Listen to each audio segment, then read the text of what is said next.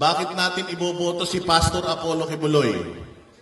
Unang-una sa lahat, meron na siyang resibo.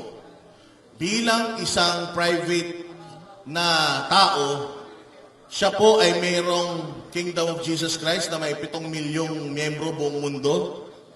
Siya po ay mayroong kingdom na malapit nang matapos at may pinakamalaking seating capacity sa buong Asia or buong mundo.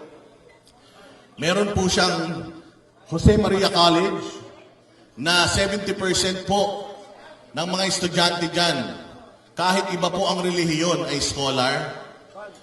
Meron po siyang Children's Joy Foundation na nagpaaral na po sa milyon-milyong mga kabataan. Meron po siyang Kingdom of Jesus Christ, meron po siyang Glory Mountain, at meron po siyang Prayer Mountain. Matagal na po siyang tumutulong, advocate po siya ng environment. Siya po ay matagal na pong nagkakandak ng mga cleanup drives, beautification, tree planting activities. Siya rin po ay tumutulong sa mga nasalanta ng bagyo, lindol, nung dumaan na Yolanda, sila po yung mga kauna-unahan na nandiyan dyan.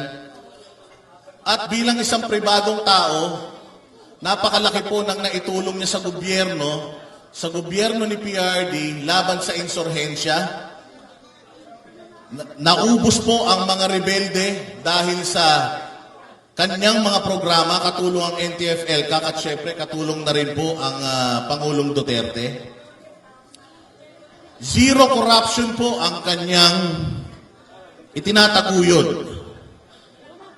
Si Pastor Apollo Kibuloy ang magtataguyod ng death penalty sa mga korap, mandarambong, magnanakaw.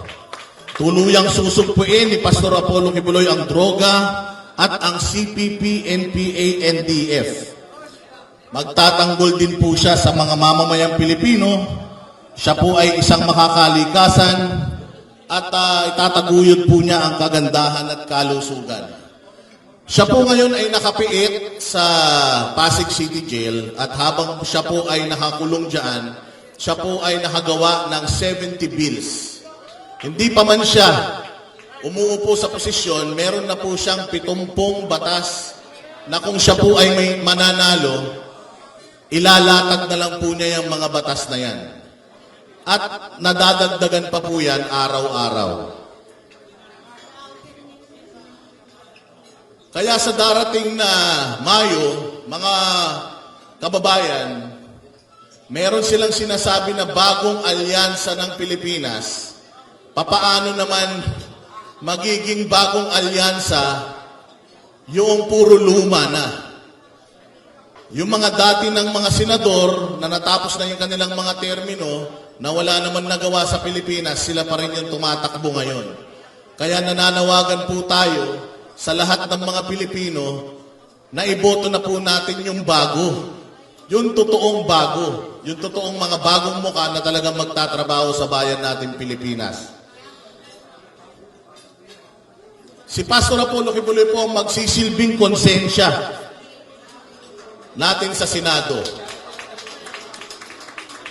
Siya po ang magbabantay ng pera ng bayan.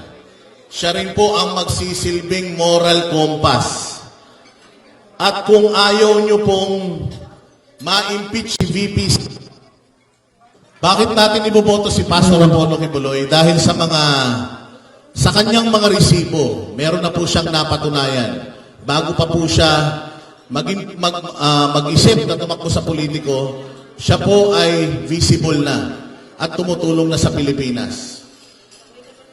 Alam niyo po ba na ang Kingdom of Jesus Christ, sa sobrang galing na leader ni Pastor Apollo Kibuloy, ang projection nila kahit na 3 taon silang hindi kumilos, makakakain sila.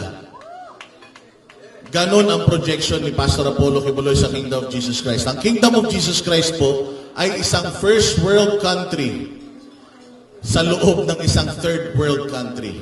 Napatunayan na po niya yan sa kanyang KOJC, kayang-kaya po niyang gawin yan sa buong Pilipinas. Ang plano po ni Pastor Apollo Kibuloy ay pagdugtong-dugtongin ang lahat ng isla sa Pilipinas para maging accessible ang Pilipinas sa lahat ng Pilipino at lahat ng produkto ay kumalat, umikot sa buong Pilipinas ng madali. Si Pastor Apollo Kibuloy po ay maraming pools of lawyers. Meron po siyang JMC, o Jose Maria College. Marami po siyang mga lawyers na ang pangarap po niya makatulong etong mga pinag-aaral niya ng abogado para makakuha ng libreng serbisyo legal ang mga Pilipino na hindi kayang mag-afford ng mga magagaling na abogado. Meron din po siyang med school. At layon po ng med school na ito na mag-produce ng maraming mga doktor para ang mga Pilipino ay hindi na magpunta sa ospital para magpa-check up. Yung iba, sila na po ang pupunta sa mga bahay-bahay at magtatanong kung sino yung mga gustong magpa-check up at sila na po ang mag-check up sa mga Pilipino, Tokhang style.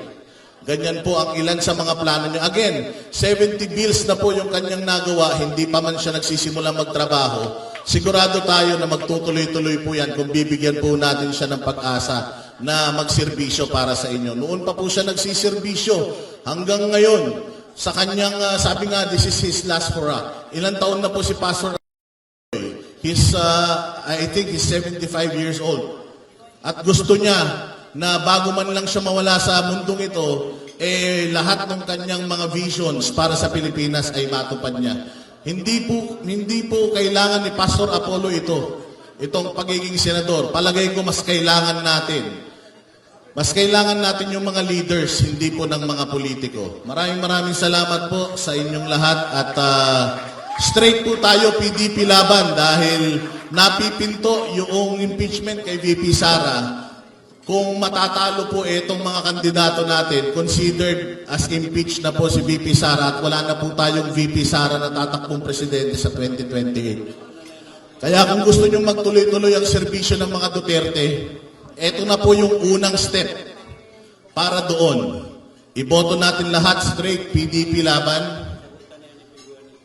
At pagkatapos po noon, 2028, si VP Sara naman. Maraming salamat po sa inyo lahat.